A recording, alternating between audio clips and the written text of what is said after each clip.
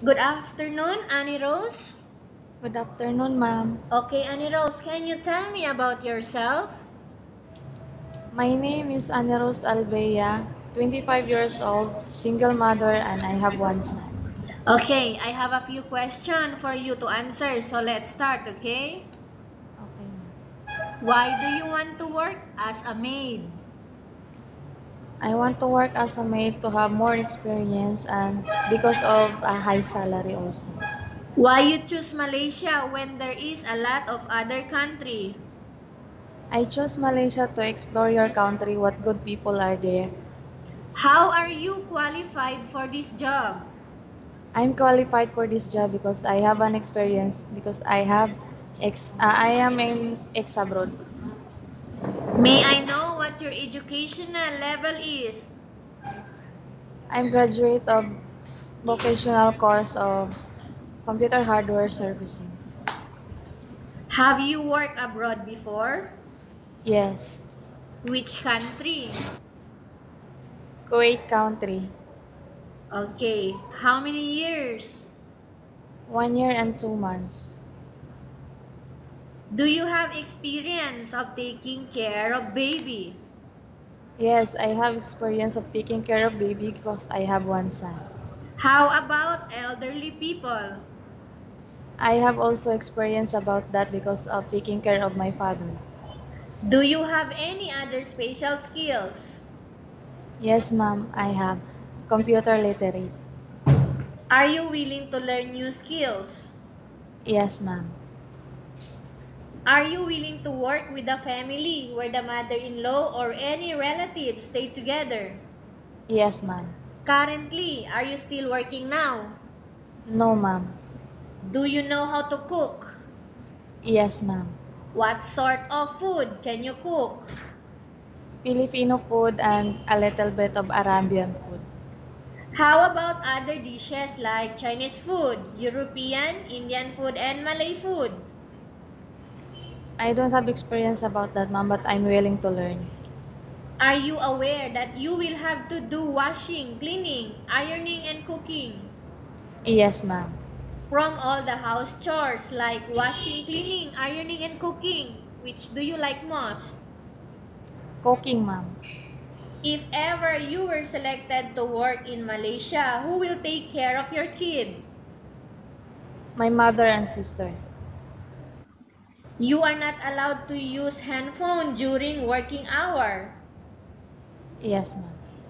You are only allowed to use handphone after you finish all the works and when going to bed. Yes, ma'am.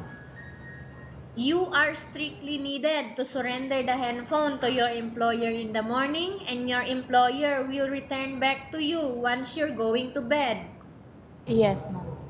If ever your employer finds out that you're abusing of using your handphone and it's affected your work performance, your employer will confiscate your handphone and you are not allowed to hold it anymore. Instead, your employer will allow you to call to your family 3 times in a month. You're only allowed to bring normal phone and you are not allowed to bring smartphone. Are you agreed for the terms and condition? Yes, ma'am, I agree. Are you agree to the rules and regulation for the handphone?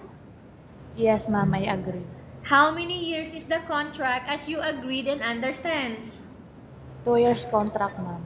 Can you describe for me your ethics, your attitude? I am hardworking, I have discipline, and I am honest person, trustworthy, and loyal. How can you assure to us that you will work hard in Malaysia? Pardon, ma'am? How can you assure to us that you will work hard in Malaysia? I can assure to work harder in Malaysia because I have experience in Kuwait as housemaid. Can you promise not to use the telephone without the permission of your employer? Yes, ma'am. Can you promise not to put on makeup but to dress properly while work? Yes, ma'am. Can you promise not to invite friends and relatives without the consent of your employer? Yes, ma'am. Can you promise not to ask for advance salary from your employer under any circumstances? Yes, ma'am. Do you really understand of the rules and regulation of the agency? Yes, ma'am. Do you pay any placement fee for you to come to Malaysia to work as a maid? No, ma'am. Do you have any history of sickness, breast cancer, or any other illness? No, ma'am. Do you suffer from any skin diseases, allergy, or physical defect? No, ma'am. Have you suffered from any serious illness? No, ma'am. Do you smoke? No, ma'am. Have you undergone any operation? No, ma'am. Are you medically fit? Yes, ma'am. Are you in any medication? No, ma'am. Are you allergic with any food? No, ma'am.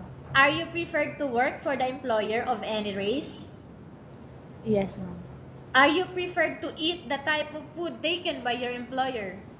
Yes, ma'am. Are you afraid of being left alone in the house? No, ma'am. Are you afraid of dogs or other pets? No, ma'am. Can you promise to work according to instruction from your employer? Yes, ma'am. Do you have any immediate family working in Malaysia? No, ma'am. Okay, Annie Rose, we have finished our question section. Let's go to case study. I have a case study for you and I want you to answer me truthfully, okay? Yes, ma'am. Upon arrival in Malaysia, within 6 months only, if ever any of your family members passed away, what will you do? I will talk to my employer if she will agree me to go home to visit for the last time and I will contact. But if she didn't want to go home, I will finish my contract. Okay, tell us about yourself and why do you want to work in Malaysia as domestic helper?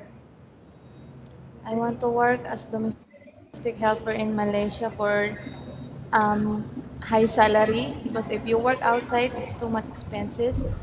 And if you work inside of the house, less expenses, so you have a high salary. Okay, Annie Rose, what do you want to tell to your employer who are watching your video right now?